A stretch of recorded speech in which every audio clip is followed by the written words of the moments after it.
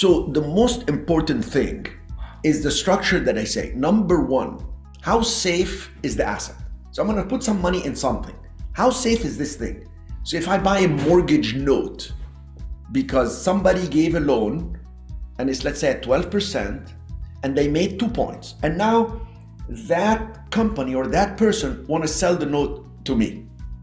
And they say, look, you wanna make 12%? Here, I wanna sell it.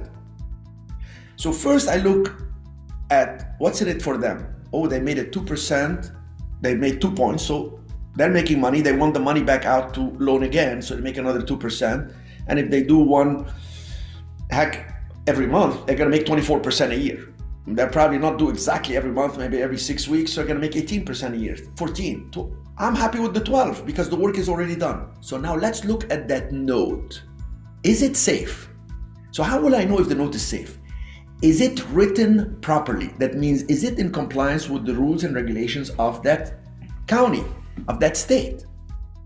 Number two, what is the collateral? If they don't pay me, now if the paperwork is done right, that means if they don't pay me, I can foreclose. It's not gonna be an issue, everything is done correctly. Number two, I'm gonna look at what's the collateral.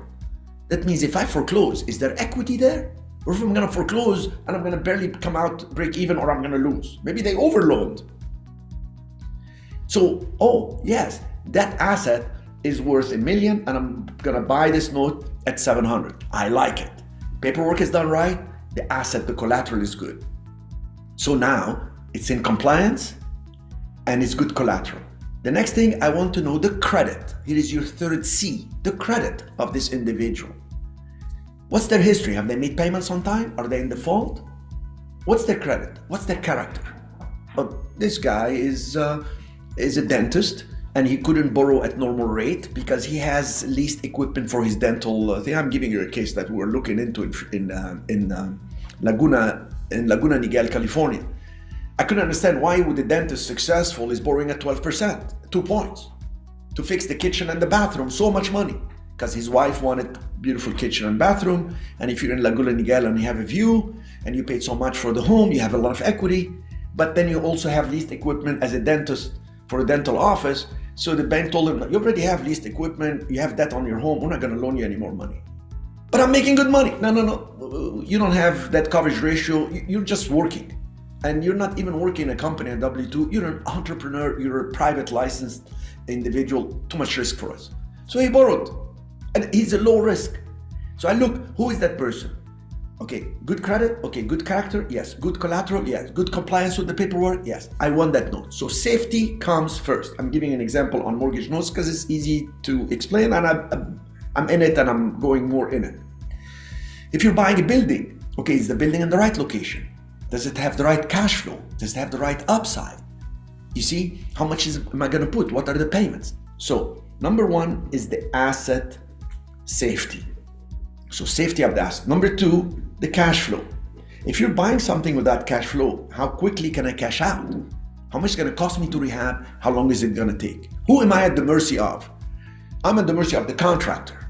That's more risk. I'm at the mercy of the city. That's more risk. I'm at the mercy of the regulators. I'm at the mercy of the price of the supplies that I'm gonna buy. I'm at the mercy of so many moving parts. So unless there's a huge margin of safety, there won't be a cash out. So I prefer the cash flow, that I can improve the cash flow. So number two is cash flow. Number three is liquidity. Can I borrow against it? Can I cash out quickly? Can I sell it quickly? Can I get a credit line? Can I get a partner? Number four is the cash reserves. When I borrow, will the bank have me put some reserves in case something goes wrong? I'll have an extra 90 days on the side. Well, guess what? Most lenders now are asking for cash reserves. They call it capital reserves, cash reserves. Can I also leave maybe a couple payments as cash reserves to have peace of mind and not panic every month as I run into excessive bills, etc. Number five, do I have a plan B? Do I have a plan C? Like I was telling earlier, if you can't sell it, can you rent it? If I can't sell it, can you sell it creatively, etc. And number six, okay, so you cash out, you have the actual plan B and plan C, and I usually write everything down. Number 6 escapes me. I'll probably come back to it when it comes back to me.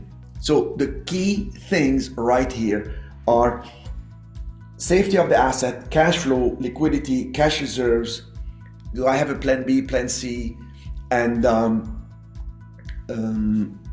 that should really cover your bases. Usually it's the 4 first ones, but I like to add the plan B and plan C. And I know I have something else in mind that will come back to me. Cool. I remember the number 6. The number 6 is the diversification.